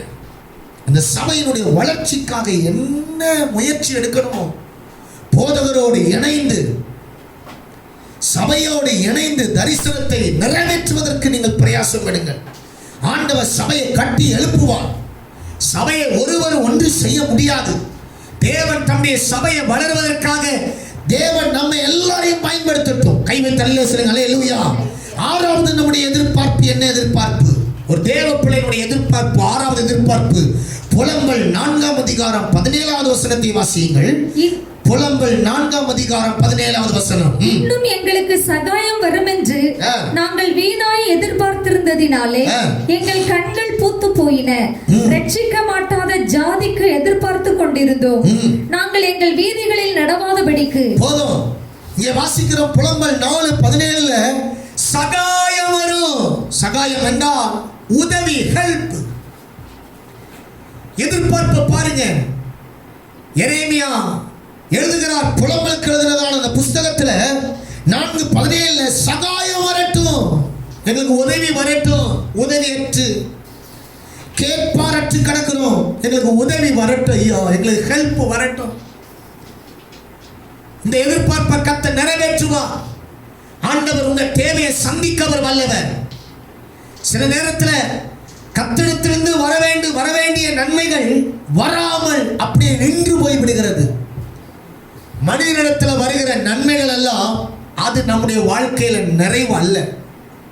அதைத்தான் சங்கீதக்காரன் 121வது சங்கீதத்தில் சொல்லுகிறான், எனக்கு ஒத்தாசை வரும் பர்வதங்களுக்கு நேராக என் கண்களை ஏறெடுக்கிறேன். வானத்தையும் பூமி உண்டாக்கின கர்த்தரிடத்திலிருந்து எனக்கு ஒத்தாசை வரும். எனக்கு உதவி, எனக்கு ஒத்தாசை, எனக்கு சகாயம் கர்த்தரிடத்திலிருந்து வரட்டும். கர்த்தரிடத்திலிருந்து வந்தா அது நிறைவாக இருக்கும். மனுஷங்கிட்ட இருந்து வந்தா மனுஷன் சொல்லி காண்பிப்பான். உங்க தேவையை கர்த்தர் சந்திக்கட்டும். ஆபிரகாம் தன்னுடைய வாழ்க்கையில சோதோமின் ராஜா சொல்லுகிறான், ஆதியாகமம் 14ஆம் அதிகாரம் 21வது வசனத்துல பொருட்கள் எல்லாம் நீ எடுத்துக்கோப்பா அப்படின்றான். இந்த ஆபிரகாம் சொல்றான், ஐயா எனக்கு பொருள் வேண்டாம், ஆளு வேண்டாம், எனக்கு எதுவும் வேண்டாம், ஒரு சரட்டை கூட வேண்டாம், ஒரு வாரு கூட வேண்டாம். அவன் சொல்லும் பொழுது 2 கையை உயர்த்தி சொல்றான், வானத்தையும் பூமியும் உண்டாக்கின கர்த்தரை நோக்கி என் கையை உயர்த்தி சொல்றேன், ஒரு சரட்டை கூட எனக்கு வேண்டாம். ஆபிரகாமை ஐஸ்வர்யவானாக்கினேன் என்று நீ சொல்லாதபடிக்கு என்னை ஐஸ்வர்யவானாக எனக்கு நன்மை, எனக்கு உதவி பரத்திலிருந்து வருவதாக. கையை தட்டி ஆமென் சொல்லுங்க. ஆமென். உங்களை உயர்த்துவது கர்த்தர், உங்களை மேன்மைப்படுத்துவது கர்த்தர். பரத்திலிருந்து உங்களுக்கு உதவி வரும். இந்த மாதத்துல உங்க எதிர்பார்ப்பு சகாயம் வராதா, உதவி வராதா என்று நினைக்கிறீர்கள். உதவி பரத்திலிருந்து வரும். பரத்திலிருந்து வருகிற உதவி எல்லாம் அற்புதங்களாக இருக்கும், அதிசயங்களாக இருக்கும். அது எந்த மனுஷனாலும் செய்ய முடியாததாக இருக்கும். கையை உயர்த்தி ஆமென் சொல்லுங்க. பரத்திலிருந்து எனக்கு உதவி வரட்டும் ஆண்டவரே. ஆமென் சொல்லுங்க. ஆமென். ஏழாவது ஒன்று சொல்லி நான் உங்களுக்காக ஜெபிக்க போகிறேன். பிலிப்பியர் 3ஆம் அதிகாரம் 20வது வசனம். பிலிப்பியர் chapter 3 verse number 20 வாசியுங்கள். நம்முடைய குடியிருப்போ பரலோகத்தில் இருக்கிறது. அங்கே இருந்து கர்த்தராகிய இயேசு கிறிஸ்து என்னும் இரட்சகர் வர எதிர்பார்த்து கொண்டிருக்கிறோம். எதிர்பார்ப்பை பாருங்கள். ஏழாவது எதிர்பார்ப்பு, தேவ பிள்ளையினுடைய எதிர்பார்ப்பு, கிறிஸ்து இயேசு ராஜாதி ராஜாவா இருக்கிற அவர் திரும்ப வரப்போகிற வர வேண்டும் என்கிற ஒரு எதிர்பார்ப்பு இருக்க வேண்டுமா? திரும்ப வரணும். ஆண்டவரே, உம்முடைய வருகையை நான் எதிர்பார்க்கிறேன், சீக்கிரம் வாரும் ஆண்டவரே. உலகத்தில் நடக்கிற சம்பவங்கள், உலகத்தில் நடக்கிறதான காரியங்களை நாம் சற்று திரும்பி பார்த்தால் மனதுக்கு ரொம்ப வேதனையாக இருக்கிறது, உள்ள உடைக்கப்படுகிறது. இவைகள் எல்லாம் அவருடைய வருகைக்கு அடையாளங்கள். நாம் கலங்க தேவையில்லை, நாம் மனமடிவடைந்து சோர்வடைய தேவையில்லை. ஏனென்றால் இயேசு சீக்கிரம் வரப்போகிறார். அவருடைய வருகைக்கு எதிர்பார்க்கிறோம். ராஜாதி ராஜா சீக்கிரம் வரப்போகிறார். நமக்கு ஒரு நம்பிக்கை உண்டு. இயேசு வந்து நம்மளை அழைத்துக் கொள்ளும்படி வருவார். அவர் வருவார். திரும்ப அவர் மத்திய ஆகாயத்தில் வந்து நிற்பார். சபையாக சேர்ந்து ஆராதிக்கிற பிள்ளைகள் மத்திய ஆகாயத்தில் எடுத்துக் கொள்ளப்படுவார்கள். இப்போ ஆண்டவர் வந்தா எப்படி இருக்கும் பாரு. உங்க வீடுகளில் நீங்க ஆராதித்துக் கொண்டிருக்கிறீங்க, இந்த வசனத்தை கேட்டுட்டு இருக்கீங்க. இப்போ வந்தார்னா எல்லாத்தையும் அப்படியே போட்டிருப்போம், எல்லாத்தையும் அப்படியே கீழே போட்டுட்டு நம்முடைய சரீரம் மாத்திரம் மறுரூபமாக்கப்பட்டு அப்படியே போயிட்டு இருக்கோம். மத்திய ஆகாயத்தில் அவரை சந்திக்க போவோம். நம்ம போட்டிருக்கிற வஸ்திரம் அதை கொண்டு எல்லாம் கலண்டு கேள்வி, நம்ம சேர்த்து வைத்திருக்கிற சொத்து ஆஸ்தி வீடுகள் ஒன்று நம்ம கூட வரப்போறது இல்லை. எல்லாமே இங்கதான் கீழே தான் விழுந்துடும், எல்லாம் கீழே கிடக்கும்.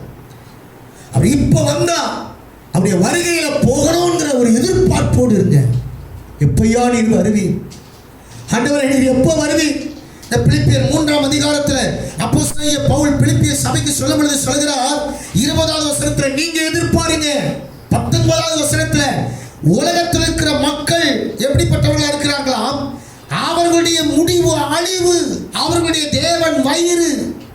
தேவனை நம்பாமல் இருக்கிறவர்கள், தேவனை ஏற்றுக்கொள்ளாமல் இருக்கிறவர்கள், அவர்களுடைய முடிவு எல்லாம் பரிதாபமான முடிவு, அழிவாக போய்விடுமா.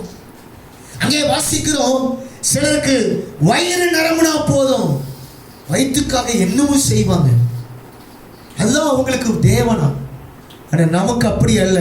சாப்பிட்டாலும் சாப்பிடாவிட்டாலும் கர்த்தரே தேவன் என்பதை நம்முடைய வாழ்க்கையில அனுபவித்து அவர் ஆராதித்துக் கொண்டிருக்கிறோம். அவர் நம்முடைய தேவன். இங்கே தேவன் அவர்களுடைய வயிறு, அவருடைய மகிமை, அவர்களுடைய லட்சியம். அவர்கள் பூமிக்கு அடுத்தவைகளை சிந்தித்துக் கொண்டிருக்கிறார். பூமிக்கு அடுத்தவைகளை சிந்தித்துக் கொண்டிருக்கிறவங்க வருகையை எதிர்பார்க்க மாட்டாங்க. இந்த பூமியிலேயே இருக்கணும்னு நினைப்பாங்க. அதை சொல்லிட்டு பவுல் சொல்றார், நாமோ எதை எதிர்பார்த்து கொண்டிருக்கிறோம் தெரியுமா? ராஜாதி ராஜாவை எதிர்பார்த்து கொண்டிருக்கிறோம். எத்தனை பேர் விசுவாசிக்கிறீங்க? ராஜாதி ராஜா சீக்கிரம் வரப்போகிறார். அவருடைய வருகையில நாமும் நம்முடைய குடும்பமும் சபையும் அந்த மத்திய ஆகாயத்தில் அவரை சந்திப்போம். விசுவாசிக்கிறீங்களா? ஹல்லேலூயா. கை வைத்தலையிலே சொல்லுங்க ஹல்லேலூயா. ஒரு தேவ பிள்ளை எதை எதிர்பார்க்க வேண்டும்? எப்படிப்பட்ட எதிர்பார்ப்பு தேவ பிள்ளைகளுக்கு உண்டாகணும்? வசனத்தின் அடிப்படையில் முதல்ல சிறையிருப்பு மாறணும், அந்த எதிர்பார்ப்பு. இரண்டாவது, எப்போது என் வீட்டுக்கு வருவீர்? மூன்றாவது, மாறுதல் வரட்டும். நான்காவது, எனக்கு வசனம் கிடைக்கட்டும். ஐந்தாவது, அதிகமாய் வரட்டும். ஆறாவது, சகாயம் வரட்டும். ஏழாவது, உம்முடைய வருகை வரட்டும். ஆண்டவரே, எழுப்பி நிற்போம், கைகளை உயர்த்துவோம். ஆண்டுடைய சன்னிதானத்துல எல்லாரும் முழங்கால் படியிட்டு ஹல்லேலூயா, முழங்கால் படியிட்டு கைகளை உயர்த்தி ஹல்லேலூயா கர்த்தரை ஸ்தோத்திரம் பண்ணி, ஆண்டவரே ஓ என் எதிர்பார்ப்புகளை இந்த மாதத்துல நிறைவேற்றும் ஆண்டவரே ஹல்லேலூயா. எல்லாரும் கர்த்தருடைய சமூகத்துல நாம் எல்லாரும் ஆமென் முழங்கால் படியிடுவோம், முழங்கால் படியிடுவோம். நம்மளை அர்ப்பணித்து ஓ ஹல்லேலூயா ஆண்டவர் ஓ நம்முடைய எதிர்பார்ப்புகளை இந்த மாதத்துல நிறைவேற்றுவதற்கு அவர் வல்லவராக இருக்கிறார். நீங்கள் எதிர்பார்த்திருக்கும் முடிவை நான் உங்களுக்கு கொடுப்பேன். உங்கள் பேரில் நான் நினைத்திருக்கிற நினைவுகளை அறிவேன் என்று கர்த்தர் சொல்லுகிறார். உங்களை ஆண்டவர் நினைத்து பார்க்கிறார். உங்களை மறக்கவே இல்லை. அவர் உங்களை உங்கள் குடும்பத்தின் பிள்ளைகளை மறக்கவே இல்லை. கையில எழுதி வச்சிருக்கிறார், புஸ்தகங்களை எழுதி வச்சிருக்கிறார். அவர் மறக்கவே மாட்டார். கையை உயர்த்தி ஆண்டவரே என்னை மறக்கவே மாட்டீர் ஆண்டவரே. இந்த மாதத்தில் உங்களுடைய எதிர்பார்ப்புகள் என்ன? அந்த எதிர்பார்ப்புகளை ஆண்டவர் நிறைவேற்றும்படி ஹல்லேலூயா எதிர்பார்த்திருக்கும் முடிவை உங்களுக்கு கொடுக்கும்படி அவர் விரும்புகிறார். ஓ ஹல்லேலூயா. நீங்கள் எதிர்பார்த்த எதிர்பார்ப்புகள் என்னதா இருக்கட்டும், வசனத்தின் அடிப்படையில் சிறையிருப்பு மாறட்டும். எதிர்பார்க்கிறீங்களோ உங்க சிறையிருப்பு மாறும். சங்கீதக்காரனை போல எப்போது என் வீட்டுக்கு வருவீர் எதிர்பார்க்கிறீங்களா? உங்க வீட்டுக்கு ஆண்டவர் வருவார். உங்க வீட்டில் இருக்கிற குறைகளை எல்லாம் மாற்றுவார். உங்க வீட்டை சரி செய்யுங்கள். மாறுதல் வரட்டும் என் வீட்டுல. மூணாவது எதிர்பார்க்கிறீங்களா? மாறுதல் வரும். வாழ்க்கையில மாறுதல், எல்லா மாற்றங்கள் வரும். ஐந்தாவது வசனம் வரும். உங்களுக்கு கர்த்தர் உங்களோடு பேசுவார். கர்த்தர் ஐந்தாவது ஓ கொஞ்சமா வந்துட்டு இருக்குது, இன்னும் அதிகமாய் வரட்டும். உங்க எதிர்பார்ப்பு அதிகமா வரணும், அதிகமா வரும். வாழை கிளையத்தக்கதாய் வரும். ஆறாவது உதவி வரும், சகாயம் வரும், கர்த்தரிடத்திலிருந்து வரும். ஏழாவது நம்முடைய வருகை வரும். நம்முடைய ராஜாதி ராஜா வரப்போகிறார். எல்லாரும் கைகளை உயர்த்தி ஆண்டவரே எங்க எதிர்பார்ப்புகள் இவைகளா இருக்கட்டும் ஆண்டவரே. கையை உயர்த்தி ஜெபம் பண்ணுங்க. நம்ம ராஜா வருகிறார், ஆயத்தம் ஆவோ. ஹல்லேலூயா. எல்லாரும் சேர்ந்து இந்த பாடலை நம்ம எல்லாரும் இணைந்து நம்ம பாட போகிறோம். நம்ம ராஜா வருகிறார், ஆயத்தம் ஆவோ. ஓ இயேசு வருகிறார், எதிர்கொண்டு சொல்லுவோம். ஹல்லேலூயா. எல்லாரும் சேர்ந்து பாடி கர்த்தரை மகிமைப்படுத்துவோம். ஹல்லேலூயா. நம்ம ராஜா வருகிறார், ஆயத்தமாவோ. ராஜா வருகிறார், ஆயத்தமாவோ. இயேசு வருகிறார், எதிர்கொண்டு செல்லுவோம். இயேசு வருகிறார், எதிர்கொண்டு செல்லுவோம். பள்ளங்கள் எல்லாம் நிரம்பிட வேண்டும், மலைகள் குன்றுகள் தகர்ந்திட வேண்டும். கூடலானவை நேராகணும், கடலானவை சமமாகணும். பள்ளங்கள் எல்லாம் நிரம்பிட வேண்டும், மலைகள் குன்றுகள் தகர்ந்திட வேண்டும். கூடலானவை நேராகணும், கடலானவை சமமாகணும். ராஜா வருகிறார், ஆயத்தமாவோ. ராஜா வருகிறார், ஆயத்தமாவோ. இயேசு வருகிறார், எதிர்கொண்டு செல்லுவோம். இயேசு வருகிறார், எதிர்கொண்டு செல்லுவோம். தொடர்ந்து கர்த்தர் நம்முடைய எதிர்பார்ப்புகளை நிறைவேற்றும்படியாக பாஸ்டர்மார் ஜெபித்து முடிப்பார்கள். ஆமென். ஹல்லேலூயா. ஆண்டவரே இந்த நேரத்தில் கர்த்தாவே செய்தியின் மூலமாய் நீர் எங்களோடு கூட இடைப்பட்டீர் ஆண்டவரே. இந்த செய்தியில வருகிற 7 காரியத்திலையும் ஆண்டவரே உமது பிள்ளைகளுக்கு நல்ல ஒரு முடிவை கட்டளையிடும்படியாய் ஜெபிக்கிறோம். எதிர்பார்ப்புகளோடு ஏங்கி தவித்துக் கொண்டிருக்கிற பிள்ளைகளுடைய எதிர்பார்ப்புகள் இயேசுவின் நாமத்தினாலே நிறைவேறும்படியாய் ஜெபிக்கிறோம் அப்பா. எல்லாவற்றுக்கும் மேலாக ஆண்டவரே நாங்கள் உமது வருகையை எதிர்பார்த்து காத்திருக்கிறோம் அப்பா. ஆண்டவரே இயேசு உமது வருகை வந்தாலும் நாங்கள் கர்த்தாவே உமது எக்கால சத்தத்தை ஒவ்வொருவரும் கேட்கிறவர்களாய் உம்மோடு பறந்து வருகிறவர்களாய் ஒவ்வொருவரையும் மாற்றும் ஆண்டவரே. இயேசுவே உமக்கு ஸ்தோத்திரம் அப்பா. இந்த நாளிலே கர்த்தாவே ஆண்டவரே உமது பிள்ளைகளுக்கு ஆசீர்வாதத்தையும் ஜீவனையும் நீர் கட்டளையிடும்படியாய் ஜெபிக்கிறோம் அப்பா. ஹல்லேலூயா. ஸ்தோத்திரம் ஸ்தோத்திரம் அப்பா.